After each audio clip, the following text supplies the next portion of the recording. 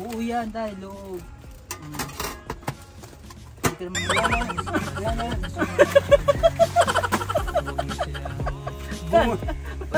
na.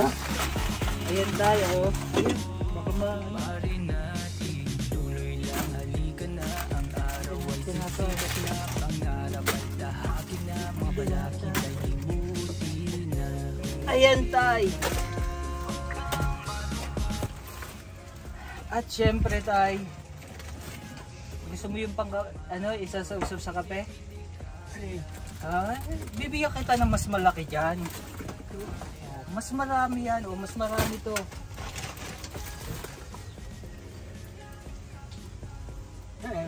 Lagay ng bigas. Walang laman to tay. Hindi tay, tinapay din yan.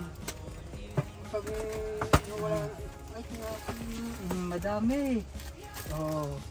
Magugutom. Paunti-unti, hindi ka na magugutom. Ang ilang araw tay. At syempre tay, may binigay din ako sa iyo bigas. Yan ang malagay. Oo, mahalaga to. Mga overseas, Filipino workers na nagtatrabaho po sa iba't ibang bansa. So meron po tayong tinatawag dito ng mga kabunsuan. Hinihingal po ako.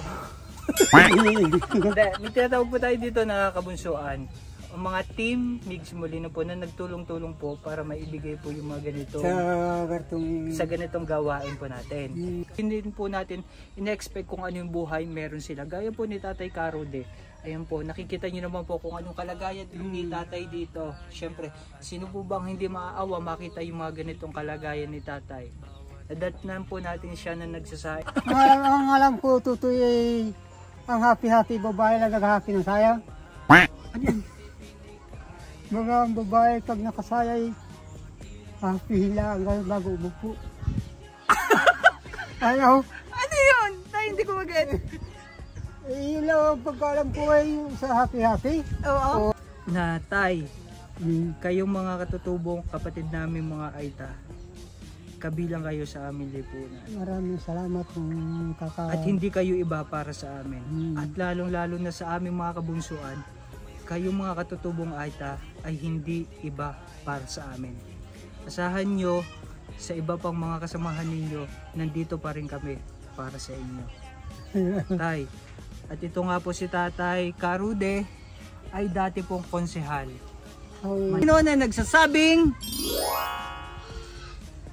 happy lang. Meron nga happy birthday. Akala ko tayo may iba akong iniisip pero sorry, hindi yung pala. Hindi yun. Akala ko gaganunin yung Happy. yan, happy lang. Kaya naman, ingat, God bless and bye-bye.